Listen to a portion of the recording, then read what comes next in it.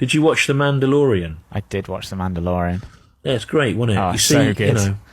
But it's funny with Star Wars. It seems like the writers are only free to do really good stuff when they're working outside the main epic threat, because the main films are not great. It's also sorry, go on. But Rogue One and The Mandalorian and the Han Solo film are brilliant. It's also interesting as well how, I mean, I could go on about Star Wars forever, but it's also interesting how we were talking about George Lucas earlier, but The Mandalorian's pretty much the only thing out of the lot that are still sort of keeping George Lucas on as a bit of a advisor and a bit of a... So it's like, even though we all accept he can't really direct and he can't really write, he sort of...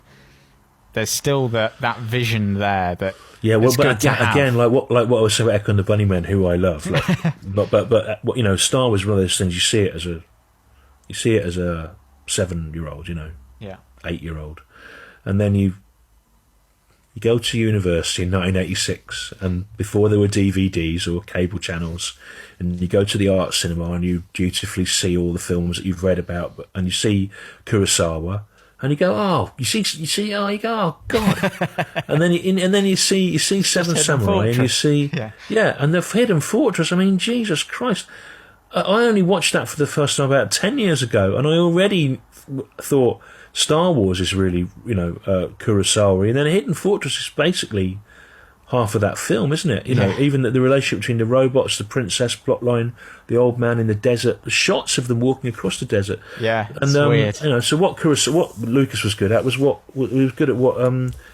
Sergio Leone was good at. He was good at stealing from Kurosawa and putting it into another context. But actually, that's what I take things from performance art and other areas, and I put it into genre. Into genre, and I get people to...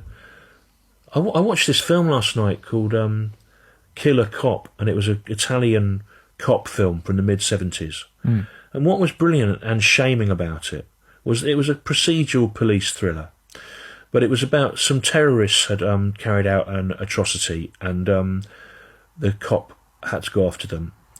And it was a bit like those the first few Dirty Harry films, but it was much better in the depth of the ideas, because every time he was on a bus, the cop or whatever, the detective, you were aware that all around him were people, members of the public, holding up newspapers, and they were having conversations about things like whether it was better to live in a fascist state, which of course Italy had been, that would rigorously clamp down on political dissent and stop bombs going off and imprison the kind of people that would cause them, or whether it was a reasonable collateral damage for having a free society.